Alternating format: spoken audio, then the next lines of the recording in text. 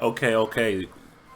How's everyone doing this evening? Depending on where you're at, could be morning, could be afternoon. Coming to you right now. Welcome to YouShouldListen.com. We're gonna discuss a few things tonight. I'm gonna try to keep you not too long, but there are a few things that I wanted to discuss with you. First things first, as you may or may not already be aware of, the Nevada caucuses just ended not too long ago. Some votes are still trickling in, but as we stand currently, uh, the Republican Nevada caucuses now projects that Donald Trump will be the winner of the caucus out there. Now, all polls pointed to him winning, so it's not entirely a huge surprise that he won, but in fact, he did win. And right now, we're looking at potentially a Marco Rubio coming in second and a Ted Cruz coming in third. And what's actually quite interesting is that Jeb Bush, who in fact dropped out of the race some time ago, uh, actually came in. I believe it was like fourth or fifth or somewhere around there.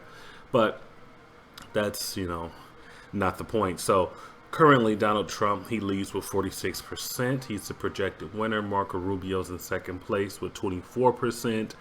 Then we have Ted Cruz coming in third with 20% of the vote.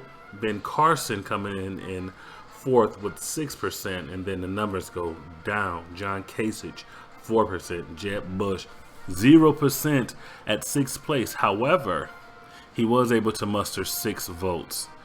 No, I stand corrected. 11 votes. So go Jeb, right? Even though he dropped out, which rightfully so, it was time for him to do so. Anyway, well beyond time for him to do so. So right now, it looks like every caucus and primary so far, with the exception of one, we have Donald Trump winning. And if you ask a number of people this question a year ago, do you think Donald Trump is a viable presidential candidate, and or will he win any caucuses or primaries? They'd probably tell you no. In fact, they'd most likely tell you no, simply because that's just what the answer was. That's the consensus before all of this heated campaign actually started up last summer. And right now, he's a front runner with really, if you ask me, on the Republican side, there really is no way of actually stopping him at this point. It appears there's a long way to go, but as it stands currently, it's going to be very, very difficult for any candidate on the Republican side, as it stands currently, to actually mount an offensive to remove him from his number one slot.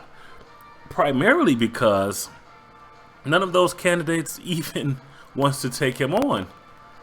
And you can take that and do what you want with that information, but it's true. None of the candidates, well, none of the candidates that are actually still in the race will actually take him on. You have the number 2 and number 3 candidates, whether it's Marco Rubio or Ted Cruz, depending on what state you're in. They're more concerned with fighting each other for the number 2 spot currently than taking on the number 1 guy. So Donald Trump, he is just really cleaning up at a rate that's really quite remarkable, very, very much so. And so while the number 2 and number 3 guy fights amongst themselves, they're afraid to go after the Trump, and rightfully so, because if you look at all the candidates that actually went after Trump, they went down burning, and they went down burning fast. You look at Rick Perry, you look at Jeb Bush, you look at all these candidates that came after him, and they just end up tanking. Rand Paul, another one that ended up tanking. The South Carolina Senator Lindsey Graham, he ended up tanking. All these candidates, Carly Fiorina, anytime they went after Trump, they lost, and they lost hard. And so I am assuming and thinking that The number 2 and number 3, Marco Rubio and Ted Cruz, they don't want to go after him because they don't want to tank. So they rather fight amongst themselves and try to ride the wave into the convention later this summer in Cleveland and try to sort of maybe broker it or try to do some backroom deals or negotiating in some way to try to get some delegates. But as it's saying currently, they got a long way to go. And speaking of delegates, the total number of delegates that's needed is 1,237, right? On the Republican side, you need that many delegates to win a nomination. And still, there's a really, really long way to go. Really long way to go. So there's really no way of actually saying who's going to get to that number first. But as it currently stands, it definitely looks like Donald Trump is projected to actually get to that number first, unless something catastrophic happens, which it doesn't appear that it will, because if you look at every single thing that's happened this far, nothing has been able to stop the guy. You look at when he came out and gave his announcement speech that he's running. One of the first things he said was he went after Mexicans, and he's like, they're bringing drugs and they're rapists and they're criminals and they're killers. We're going to be at a wall. We're going to make Mexico pay for it. So after he labeled Mexicans rapists and drug addicts and criminals, he went after, John McCain. Said John McCain wasn't a hero because he got captured. And, he like guys who don't get captured. And a lot of folks took offense to that, but his numbers did not change. They did not dip. Then after the Mexicans, after McCain, he then said, Megyn Kelly, the Fox News host, he said, she's bleeding out of her eyes, out of her wherever, And some people took offense to that and still nothing. And then after that, he went after Carly Fiorina and he said, she has a terrible face, And then after that, he went after, it just goes on and on and on. He said just recently he can go out in the middle of Fifth Avenue or somewhere in New York and pull out a gun and shoot somebody. And still, his support will never waver. And it was true. After that statement, his support still did not waver. And then just the other day, about a week or so ago, if that long, may have been like maybe 2 or 3 days. I think it was like Sunday or Saturday. There was a heckler at one of his rallies, and he said, "I want to punch that guy in the face," So he makes these comments over and over again, and that he's telling the truth. He would have probably legitimately punched the guy in the face if he was in the proximity of him.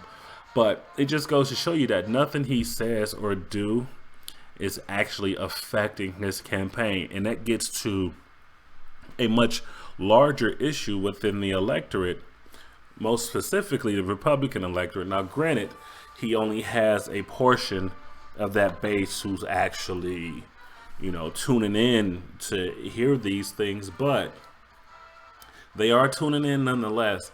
And they are tuning in and they're staying tuned in and they're showing up at these caucuses and these primaries and they're voting for him. And the polling shows that they're going to continue to vote for him. And if that does hold up, he will be the Republicans' nominee for president of the United States of America. Now, who he's going to run up against, we don't know yet. Because unlike the Republican side, on the Democratic side, it's a little bit more of a heated contest where it's not just these runaways, so to speak. And here's why. If you would have asked any person, I guess a year ago, we can use that example again. If you would have asked any person a year ago who was Bernie Sanders, they most likely wouldn't tell you. Maybe 2 out of 10 people, maybe 1.5 out of 10 people wouldn't have been able to tell you 1.5, right? Like, who's the half person? But you know what I'm saying. 1 or 2 people would have been able to tell you who he was, right? But if you'd asked those same 10 people a year ago who was Hillary Clinton, I'm pretty certain 8 to 10 out of those 10 people, really, we could say 10 out of 10 people, they'll say they know her, know of her, have an idea who she is, former First Lady, Secretary of State. You know, they know the name, they know the Clinton name, and if they don't know her, they definitely know Bill. So those same questions that would have came up a year ago, no one knows Bernie Sanders. Maybe 1 out of 10 people. 10 out of 10 people would have identified with knowing Hillary Clinton. Which brings me to the next point.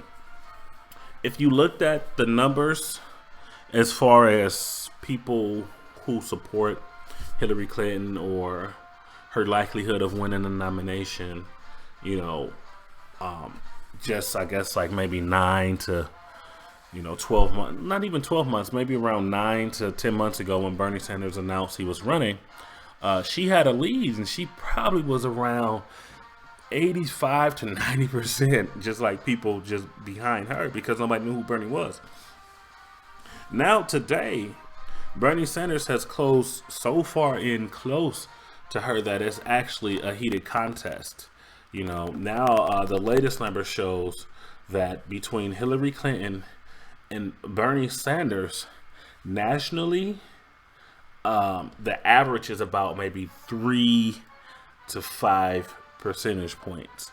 That means within the last 9 months, Bernie Sanders has been able to close that gap all the way down from, it was probably, he was losing by 70, 85 points, percentage points. Now he's within striking distance, or the margin of error, as they say in the political world. So that's really quite remarkable to see that she's, roughly around 47% now.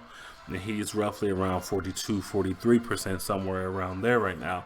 So it's like, wow, he was able to cover and close in on so much ground in such a period of time that suggests this whole theory that there was this air of inevitability with Hillary Clinton. That has all been washed away, and we're steadily see that wash away as well. And there's several things that we could point to actually, get a basic foundation and understanding as to why it happened. And you know what I'm going to do? I'm going to leave that for our next segment, folks, because I want to keep your attention. I don't want to get to going too long and I lose you. So we're clocking in at roughly around 15 minutes. We're gonna leave it there, but I do thank you for showing up and listening. This is youshouldlisten.com. I am your editor-in-chief, and until next time, folks, I want you to have a good day.